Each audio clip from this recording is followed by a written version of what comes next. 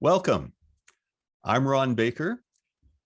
I work with Canadian Small Church Ministry Center, and we are affiliated with the Small Church Connections out of Ontario, which just happens to be where our guest for This Is Us, Small Churches in Canada, podcast today has been and comes from. I invite you to join with me, I would say in welcoming, but if you want to clap, that's fine where you are. But this is Paul Kowtechy, and he is from Ontario. At least I'm going to let him introduce himself, because if I try anymore, I may just say something I shouldn't say. So what's your name? And what's been your ministry journey, Paul? Thanks, Ron. You're welcome. Well, my name is Paul Kowtechy, and yes, I am from Ontario, although I was born in Winnipeg. So good. I have a little bit of Western touch, but no, I've lived in Ontario all my life. For the bulk of my adult life, I've lived here in Kitchener, Ontario. And my ministry journey is I came to Kitchener to go to Bible college. I went to Emmanuel Bible College here, and of course I met my wife there, and we settled down in Kitchener. That's where I received my BTH, thinking I was going into pastoral ministries upon graduating, but the Lord has a wonderful sense of humor. And my wife's, we had all our wedding plans, everything ready for July, and in February she discovered she was 5 courses short of graduating due to an error in the registrar's office. I hate to say it, because she became the registrar for 30 years there. Oh my goodness. I was registrar for 8 years at a seminary. I know all about that stuff. Oh yeah. Yeah, well, that sort of did it in. Well, I was working part-time at a bookstore, a Christian bookstore at that time. Mm-hmm. They needed an assistant manager. I applied, I got the job. It was going to be for 1 year, and the Lord again had other plans. And I was there for 25 years. And towards the end of that time, somewhere around year 23, 24, I really saw it sort of like the handwriting on the wall that my time was coming to an end, but I didn't know what the Lord had next for me at all. So I just put it out there with him and said, okay, Lord, you show me step by step. Well, I ended up leaving the store after 25 years for a job that I was very ill-suited for. And so it wasn't too long. I wasn't surprised it was a short-term assignment. For the first time in my life, I found myself without work for a few weeks, and it was in that time that the men in our church really started urging me to consider going into pastoral ministries. And at this point, after so long from Bible college, I wasn't sure. So anyway, an opportunity came up in our own church where they needed an associate for a short 8-month contract. The guy said, hey, why don't you apply, Paul? Test the Lord's calling, and if this is it, then go for it, and if not, well, I bring all this up because that was a very, very pivotal year for 2 things. Number one is the Lord gave me a real love and desire and ability to preach his word, and that really became the convincing point. That was the one element I didn't have upon graduating from Bible college. And I knew that if I was going to be a pastor, I had to love preaching. So that was going to have to change, and that did. But more importantly, that June, our assemblies were being held up in our denominational assembly or gathering was being held up at Laurentian University in Sudbury. And I went up there. And at the urging of our senior pastor, he said, Paul, you really need to take in some of these seminars. So there was one that caught my eye called Small Church Ministry by Dr. Andrew Irvine. So I went to the seminar, and Ron, it was just like all the lights came flashing on. I knew this was where God was calling me at that moment. And I didn't know where or what it was going to look like. But I was going into small church ministry, and that was my calling. That was what I fully believed. And the Lord miraculously, and I do mean that sincerely, miraculously moved me through a summer of a lot of what ifs And by September, I found myself enrolled at McMaster Divinity College doing a master's degree. At the same time, I had an opportunity to fill in the pulpit at New Dundee Baptist, and Ah, and between weeks for 4 weeks, and in between weeks 2 and 3, the church, unbeknownst to us, had a meeting and called us to serve the church. And so I stayed there, and I was there for 20 years. oh, And great. and of course, I did a small church ministry stream at McMaster, so Mhm. I took training in that area of study, which I was really pleased to be able to do, because a lot of the courses were only offered at doctoral levels at that time, and Ah, so it was really nice to be able to do it at a master's level instead, because I had no intention of teaching. I just wanted to do the work that God was calling me to. So mhm. so that's the long and the short of how I was called. And I've gone through So, three different callings in my life where the Lord has very specifically called me to tasks, and that one just sits very, very clear in my mind. yeah. Part of that reason is, back when I was in the bookstores, I went from managing a very small store. In fact, when we first got married, our bedroom was 13 by 16 feet. This store was 13 by 48 feet. So it was three of our bedrooms put end to end. And I worked alone, and I had one lady who came in to give me a day off, and also one half day so I can get caught up on paperwork and stuff. Mhm. Um, and all that time I loved it. But all the time I'm thinking, I want that bigger store. I can do a bigger store. I know the bigger stores where I can go. And eventually I did. I had a 2,300 square foot store, and then I had a 5,000 square foot store. And I had the staff and all the problems that go along with it. Oh, yeah. And I found myself sitting in my office most of those days doing paperwork and phone calls and all that kind of stuff, wooing the day that I was in this large store and wishing I was back in my small store where I knew the customers and I could interact with people.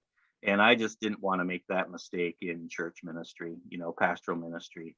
Um, I love people. I love small churches. And I really believe that the Lord has a very special place for them in the big scheme of things. It's interesting. You talk about small church, and I've been pastoring, and I have pastored a small church, and currently am as well. Somewhere along the line, you said 20 years.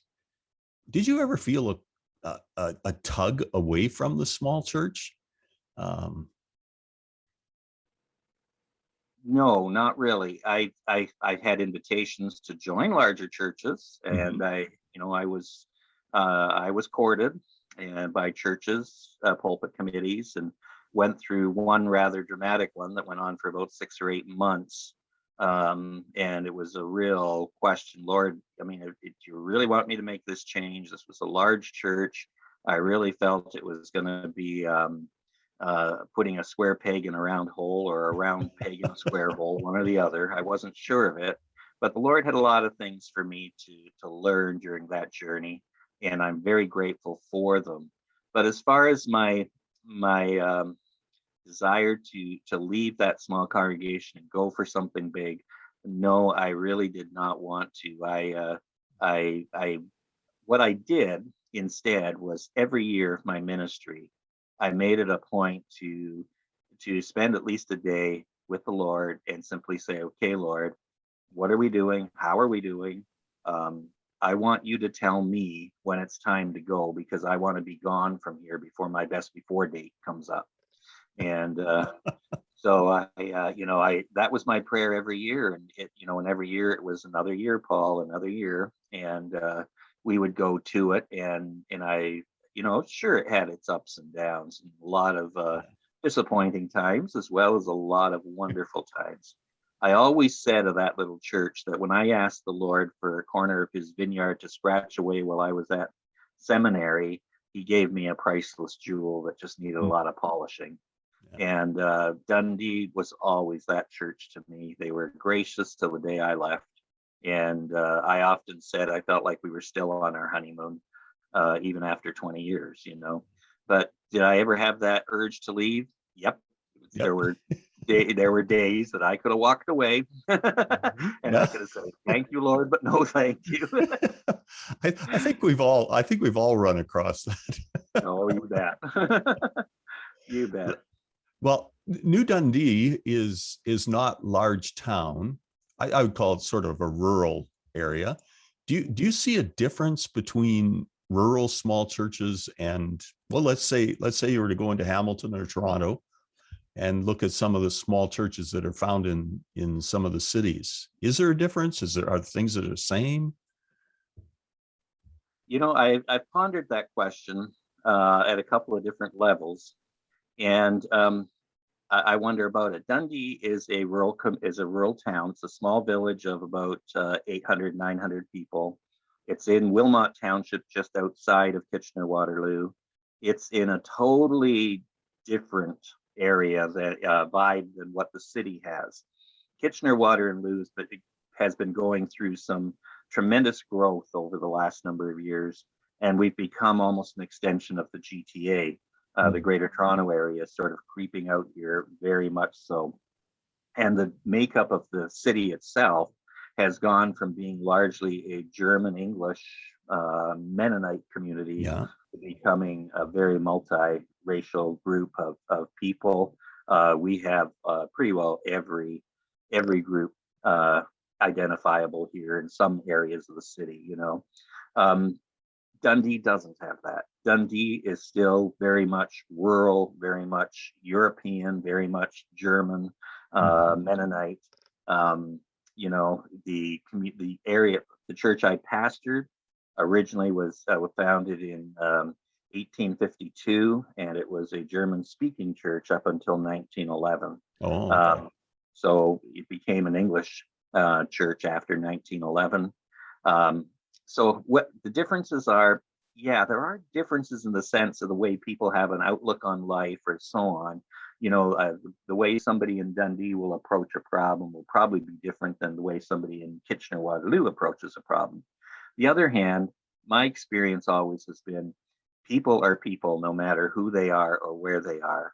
And so an answer to that question is, if you're really sensitive to the leading of people and their needs, I think they're very similar in many ways, very different in other ways. That doesn't really answer your question, does it?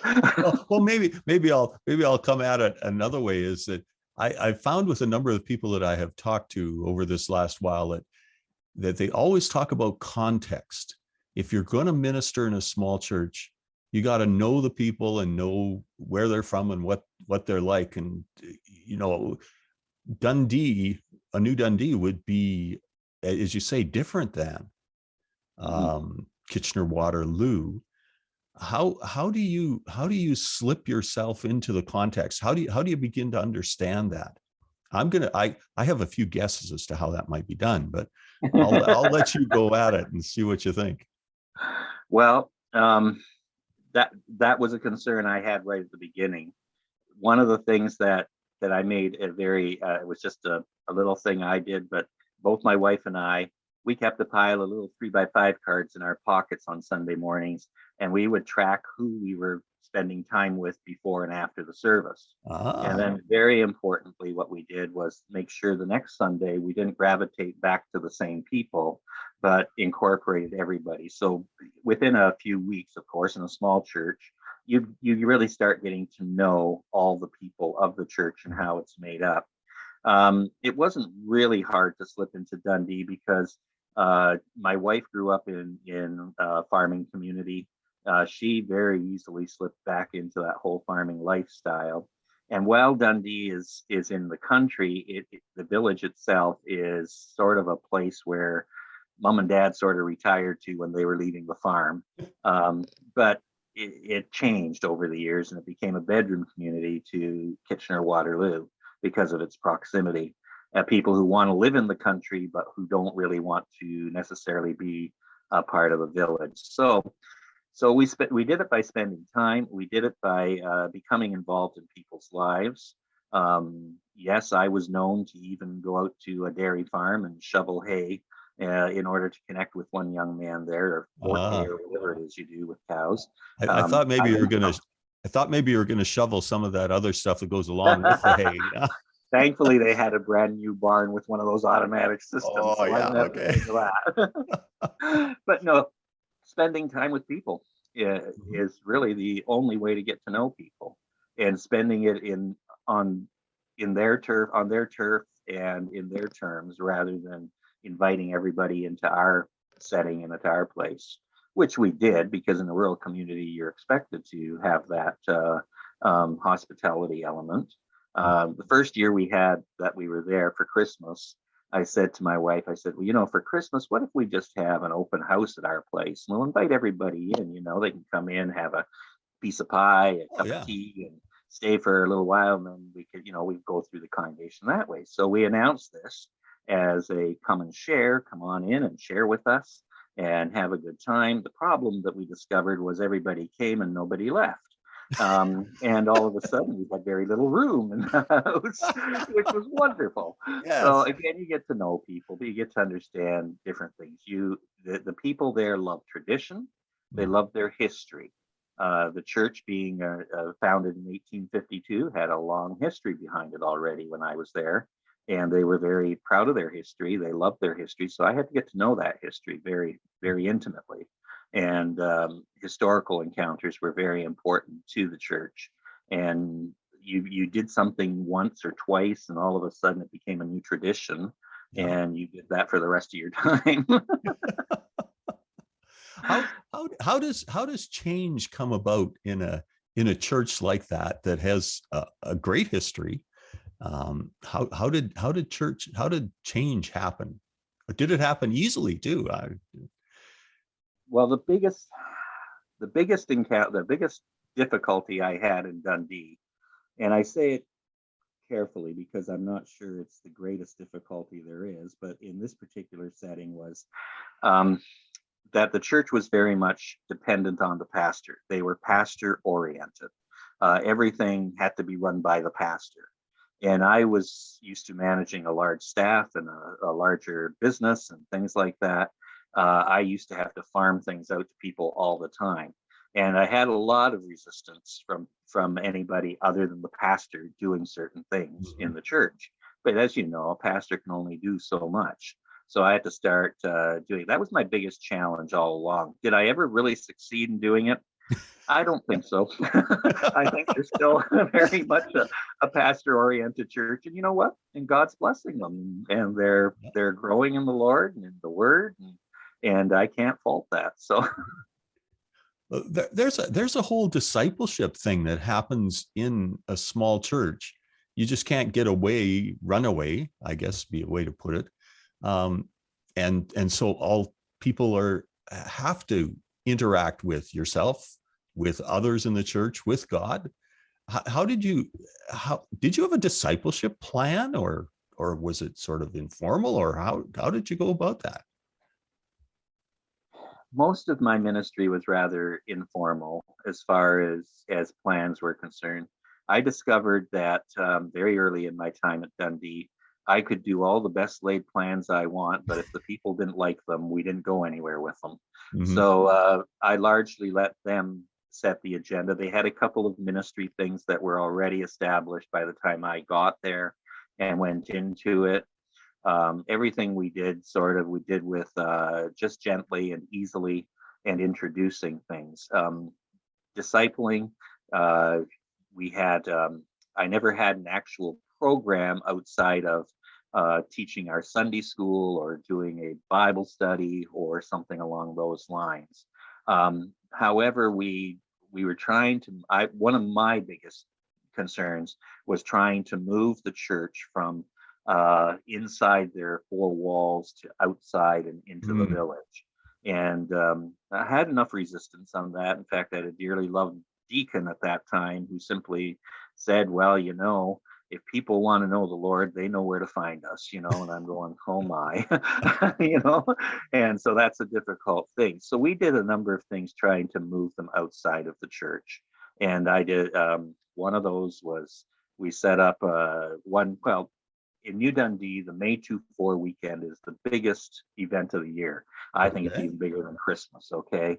The whole village gets involved in this. It becomes a garage sale from one end of the village to the other on Saturday and Sunday. And Monday's the big day. The fire hall had a breakfast. Everybody was involved at some level. The three Oh, service clubs were involved.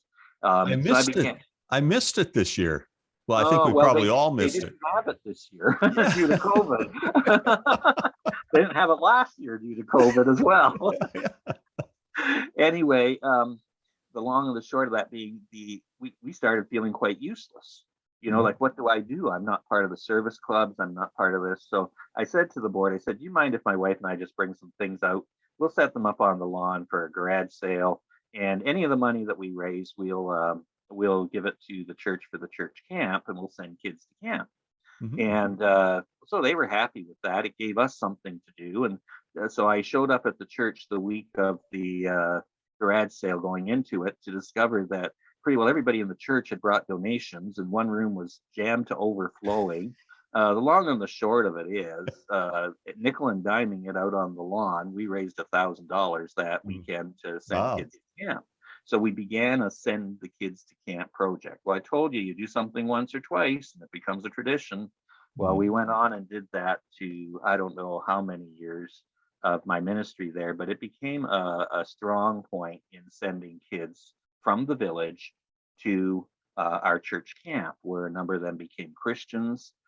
They became followers. We had others from our own congregation who went and had their own faith strengthened and reinforced in camps, right up until the point again where the need just sort of dried up and it naturally dissolved. By then, our people were very tired from this. This got to be a major production Mhm. involving a number of the people from the church.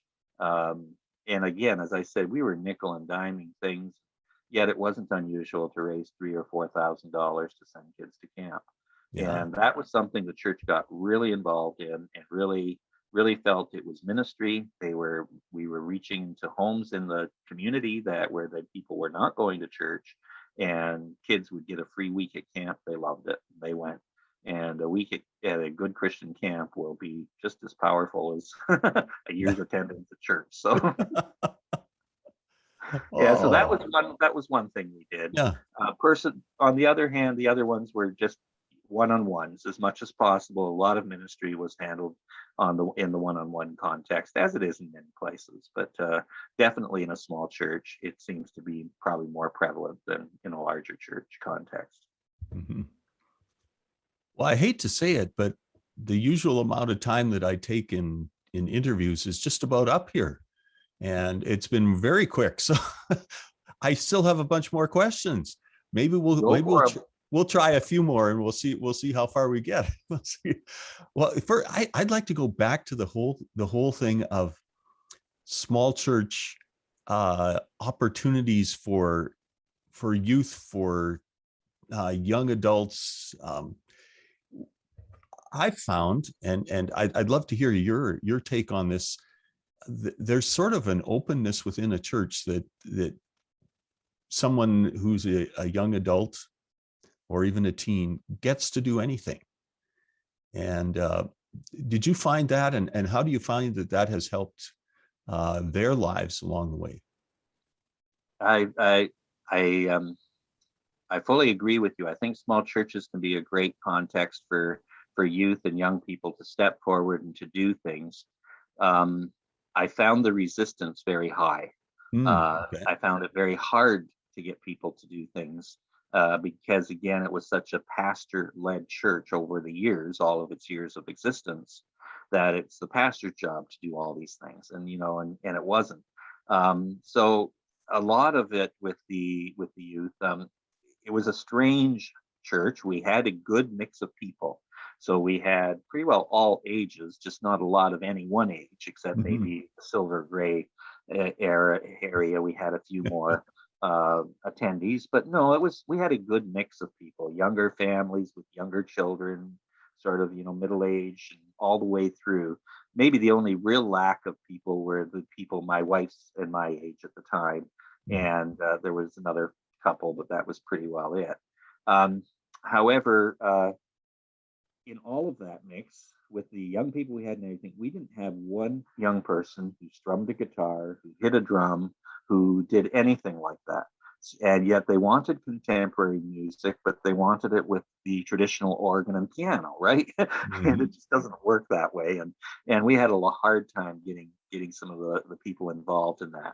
Other areas where they rose to the challenge, where we could give the youth, just loved to do presentations. And my wife is a great resource that way. She would write dramas and she would write plays, and they would just love to get up and do those things. So we always had a couple of productions that they got involved in. They were very much involved in that. I would have loved to have seen more in direct interaction with the youth, standing up and perhaps preaching. We had a couple of our young fellas who did get up and preach a Sunday morning or two. We had a couple of others who planned services. We would have a special youth Sunday. It was totally their Sunday to do the whole thing. We tried to do these things, but as much as we made the opportunity available to them, it was always a hard slugging to get them to do it until they got into it. Once they were into it, they just took off with it. But yeah. So I agree. I think it's a great place, that church, because again, in small churches, you have so many more opportunities that they could do. But in this particular church, that was one of the areas that I found a fair bit of resistance along the way. Yeah. Let me ask you a question, just thinking about that. What advice would you give to someone who's considering ministry or leadership in a small church?